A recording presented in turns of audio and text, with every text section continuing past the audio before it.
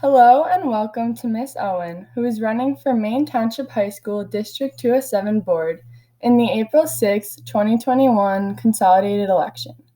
Thank you for participating in this candidate interview. I will be asking a variety of questions which were developed in a collaboration between the Maine West Westerner student newspaper and Pi Sigma Pi Social Science Honor Society. You will have 2 minutes to share your answer to each one. When the 2 minutes have passed, I ask that you only take a few seconds to finish your thought so we can move on to the next question. Let's start with question 1. We would like to know, if you had 2 minutes to address the people of Des Plaines, what would you say? Well, hello. The first thing I would like to do to mention to the residents of Des Plaines is just acknowledge what a difficult time we've all lived through over the last year or so with the pandemic. Our normal lives have been affected in so many different ways. Some of you may have suffered through illness or lost loved ones. I did, actually. Some have lost their jobs or had their work hours reduced. Many are struggling with mental health issues or worried about loved ones that have mental health issues. I just really want you to know that during this difficult time, on our board, on the board and the other members of our board are doing our jobs in supporting the schools and the students of the district at all times. I think it's important for you to know that, and hopefully it's reassuring to you. Second, speaking to Maine West students and their parents, I want to say I know that you haven't been able to have the school experience that you deserve and you've looked forward to, and I'm sympathetic to that. I'd be feeling impatient to get back to normal if I was in your position. On the board, we're very aware of this. Your principal, Dr. McMahon, the administration, everyone has been hard at work to keep you learning and engaged as much as possible while still figuring out how to keep people safe in the process. The last thing I wanted to say to everyone is, let's not forget to look to the future. While this pandemic has changed so much in our lives, at District 207, we've kept one eye very much to the future, and a lot of exciting changes are happening at Maine West. A long overdue field house, beautiful new common areas, changes to classrooms and collaborative spaces. These things are all happening, and it's really something to look forward to seeing and experiencing. A really good high school like Maine West anchors and draws people to a community. And these physical improvements are making Maine West even better for a long time to come. That benefits all of us. Thank you for your reply. We will now turn to our second question. Again, you'll have 2 minutes to provide your answer. Our second question is, some students say that between the pandemic and our past experiences with school shooter drills, school is kind of a scary place. What concrete things can be done to make school feel both safe and welcoming? Yeah, this is a very, very good question. When my oldest child began school a long time ago, I remember his principal sharing with us her view that perhaps one of the most primary things that we can do for students is to provide them with the feeling of a safe environment, because without that environment, that feeling of safety, all the other things that need to happen in school, learning, socializing, growing, that's very difficult to achieve. Maybe now more than at any other time in recent memory, it's harder to make students feel safe. There are things happening in the world that are scary. I recently sat in on an active shooter drill that was held at Maine East. I wanted to understand what that was like for myself. And it's not just about physical safety I'm talking here. Fear leads to mental health issues or makes them worse. Also, it isn't just the pandemic and the threat of a school shooter that makes students feel unsafe. It's also fear about how a student might be treated because of the color of their skin, how they dress, their gender identity, or their sexual preference.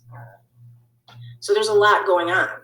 But I still believe that school is one of the safest places for students in reality.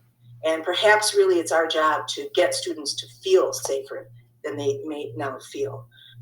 In our district, we've worked hard on a culture of care for students. We have an early warning system to identify students who might be struggling. And everyone from the board to the superintendent to Dr. McMahon and your teachers, we work to make a safe feeling environment. The physical building is also being made safer with the renovation. Entrances, for example, are going to be more secure. And with regard to the pandemic, we've been doing a lot of things in our classrooms with precautions to get our students to be in school while taking care of their health. One thing I will say, since I've been on the board, I've always been aware that Maine West seems to have a family atmosphere, and I think it sets Maine West apart, and it's part of its unique personality. I think that family feeling goes a long way to make students feel welcome and safe, and I don't think you can underestimate that. Thank you. Please take the next 2 minutes to respond to our third question. For the third question, we'd like you to tell voters what can be done to promote equity in schools, especially with regards to race, sexual identity, and gender identity. This is, of course, a very important and complex issue, and it involves a lot of work. What's taught in our curriculum and how is it taught? Who decides that? Are there different perspectives in the room where the recommendations are being made? The texts that are chosen for classes, that's important. We have pretty extensive district equity training that's ongoing. Some of this our board has a role in. We approve funding for training, for example, and we approve textbooks for classes. I also think it's very important for all of us, teachers, administrators, the board, to listen to the students, because frankly, in my experience, the vast majority of students understand equity in a way that is just natural to you. A group like SOAR is important to be the voice of students. When I think about today's students' views versus the views my own generation had when I was your age, it's very different. There's been a lot of change, and that's very reassuring to me.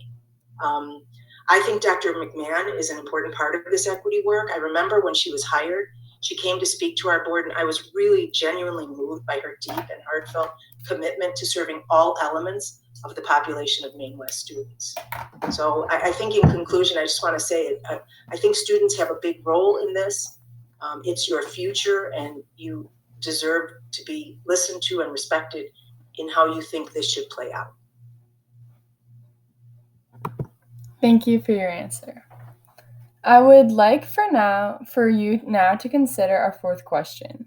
The fourth question is, some classes and areas of the building feel very crowded even during a normal year. For the safety of all students now and in the future, what long-term adjustments to the classrooms, building spaces, or class enrollment numbers could help lessen the risks to everyone's health and safety? I suspect that even after we have this pandemic behind us in our rearview mirror, we are all going to be more careful about the spread of diseases and infections. Masks, hand washing, cleaning practices are probably going to be used more than we did in the past. A lot of this is going to be decided as we move, past the pandemic and back to more normal in-person school. Although we have in-person school occurring now, we don't have the numbers. The numbers are kind of what can cause some of the issues. I will say that the renovations to the buildings have reimagined space and opened it up in many cases. I also know that the construction plans have been designed as much as we can to improve fresh air circulation throughout the buildings. And I also think that remote learning is going to be used more in the future, and that will give us some opportunities to maybe decrease the number of students that we have in any one place at any one time. So I think there's a number of things that we're going to be doing when we really do an analysis of how to address things going forward. Thank you for your explanation. For our fifth question, we'd like to know, students feel pressure to take AP classes even as freshmen coming into the system when they take AP World History. It's usually harder to drop AP classes from your schedule than regular classes, which sometimes makes students feel stuck.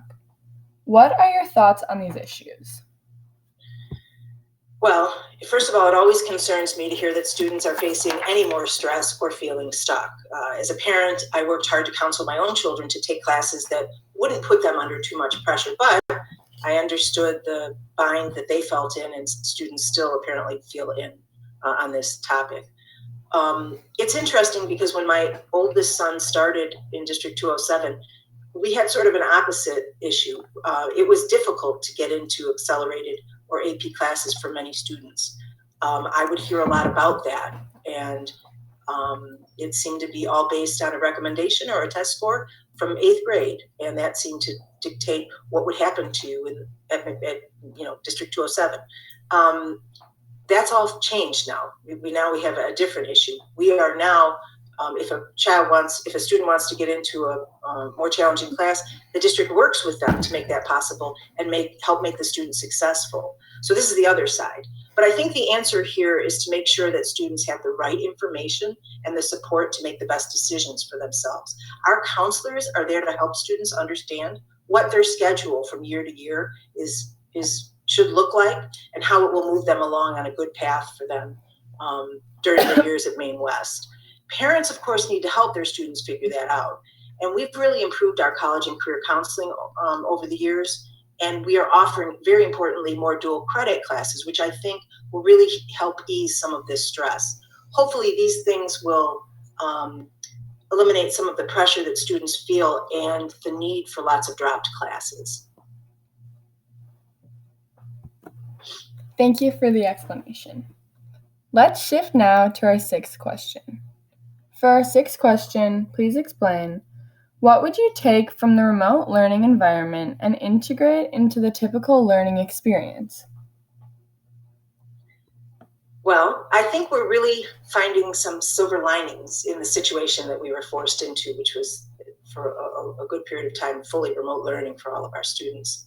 I expect to hear more about this as we start to look back at what we've learned, but I'm sure teachers are thinking about this and our administrators.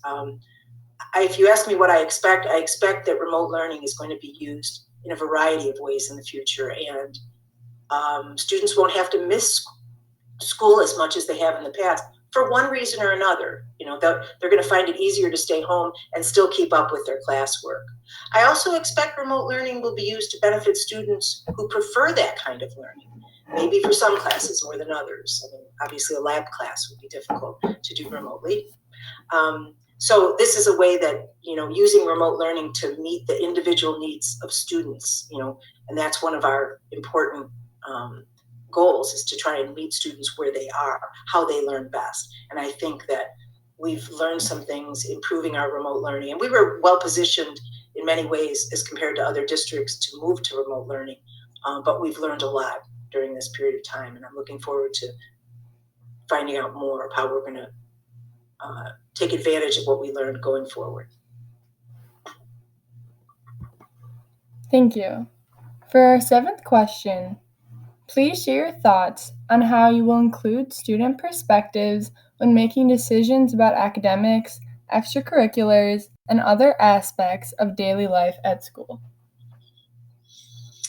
On the board, we normally rely on the principals and their staff and our superintendent to inform us about student perspective on a variety of issues, because to be honest, students don't normally come directly to us to share their views. That being said, we always welcome students who want to come to our meetings or write to us. We're happy to hear from them, and we do hear from them on some occasions. Sometimes they're unhappy about something, and they'll write to us, or we'll hear from them either directly or indirectly. Sometimes we hear from parents on their behalf. As a board, and this is related about how we gather information about student perspectives, we review a lot of data as board members, and sometimes we can see patterns in that data that cause us to ask questions about students. For example, we might see that at Maine East, many students are taking a particular AP class, but that they're not taking that class as much at Maine West. That will prompt us to ask why, and the answers give us a lot of information about students. We might see information about extracurriculars that are, there's on the decline. There might be some club or activity that's on the decline across the district, and we might ask about that. We might see that one school is participating in one kind of activity and the other school not so much. And we gather information by noticing that and asking about it, and it informs us about what's happening in the district and helps us to do our job better. Thank you for sharing your thoughts. Let's move on to our next question. As always, you will have 2 minutes to share your answer. For our 8th question, how will you hear from teachers and staff about what works best to make their classes successful? Well, it's really at the core of our mission as a district to make sure that our classes are successful. I mean, that's really the crux of it. And of course, that teachers are at the heart of that effort. Their success and having the resources they need to teach in the best way that they can. Our district has a really deep teacher coaching and learning program, and it's designed to help develop and support teachers. So if a teacher has an idea about a class or doing something new, I mean, that's something that gets worked out and executed amongst the teachers and the administration. We do hear a lot about what is going on in classrooms during our board and our education committee meetings. The education committee is actually my favorite committee because we get to hear a little bit more in depth about things that are going on in the classroom, changes that are being made, proposals, pilot programs we might be participating in as a district, and I find that all very interesting. As a board, we don't usually hear directly from teachers and staff, but on occasion we do. Often their union representatives will come to our committee or our board meetings, and they sometimes speak on behalf of teachers. A few years ago, when we had the schedule change, when it had been proposed, we did have teachers come to our meeting and speak out about that change. And I can also say that we, board members often ask our administrators what teachers think of changes or new proposals, and we often learn that those changes and proposals are coming from teachers. I mean, that it makes sense that they would be. So we're interested in what teachers think, and we get that information in a few different ways. Thank you. We have just a few questions left. For our next question, we'd like to know, currently, many students feel it is important to keep people safe and healthy, even if that means not everyone can be in person all the time. With colds and flu getting passed around and causing many absences even in a normal year, what have you learned from this year that could make our schools safer and healthier? Well, I think we've learned a lot. This is really an unprecedented situation, but it's completely focused a lot of what we're doing and thinking about on the safety of it. We've got a heightened awareness of how to keep each other safe, and I'm certain that that's going to be part of what we're thinking about as we move forward. As I said before, there's going to be I think that hand washing, masks are going to be part of what we do. And as a district, I think we're going to need to make some of these things, and we haven't determined them all now, but we're going to have to make them part of our normal process. As I said before, we are working on getting air circulation to be improved, fresh air circulation. We're probably going to be having different cleaning procedures. This has not all been laid out and decided, but I expect all that to be happening. I also think that, people, I think, understand better now that if they are ill, they should stay home. They should be careful what they're doing outside of school as well to keep themselves healthy. And remote learning, that what we've learned through remote learning will make some of that staying home easier to do. I hope we never see another pandemic like this, but that, we do have to have some kind of plan in place, even if something close to it threatens us again. And that is something I plan to inquire about as a board member once we've worked through the pandemic and can catch our breath on the other side of it. Thanks for those thoughts. For our 10th question, we're asking you to answer the following. In light of the mental health issues many students have faced in a more intensified way because of the pandemic, how would you adjust a schedule or create opportunities for students to get help or have space to deal with those issues? What kinds of actions will you take to prioritize student mental health during the school year? Even in a non-pandemic year, this is a concern for many students. And that's completely understandable. It's been a really difficult issue, obviously, for everybody struggling particularly when you can't all be together and in many ways. I can say this, I have always and will continue to support the efforts that our district has in place to increase opportunities and the time and resources that students need to cope with the many stresses created by the pandemic and otherwise in students' lives. It's not just the pandemic. There have always been stresses. I think they're worse now than they've been in the past, even before the pandemic. So I'm not a stranger to mental health issues in my own family. I've always supported and pushed for changes that either were designed to help reduce stress in students' lives or were a byproduct of that change. We had changes in grading policies. We did put a new schedule in place, which part of the reason I felt supportive of that was because I felt it would reduce stress in students' lives. It also resulted in a slightly later start time, which I always was an advocate for. We pushed finals to before the holiday break. We've changed our grading practices. We have stronger counseling regarding career and college options. I feel very strongly about mental health, and I could talk about this for a long time. I do think too much pressure exists regarding college standardized tests and grades. And I feel very strongly that students need to have the supports and more balance and perspective. And I will support any efforts that our district is talking about to improve that. I don't have all the answers for what those recommendations will be. As a board member, I'm neither an educator nor a psychologist nor a counselor. So when we make decisions as board members, we are taking in information about what's the best way to achieve, in this case, helping our students reduce stress. And our job is to, if it's not being brought to us, ask about it and then raise lots of questions and make sure we understand that the proposals are going to meet the problem where it's at. So. Thank you for your response. Next, for our 11th question, we ask, what are your biggest priorities with regards to spending the school district's budget? Well, this is an easy answer to state, but it's a complicated one to achieve. I mean, my priority in spending the money that the taxpayers entrust to us is to provide the best possible education to our diverse student body in an equitable and prudent way. That's the statement. There's a lot behind that statement, but it's true. Our largest expense is our is our teachers.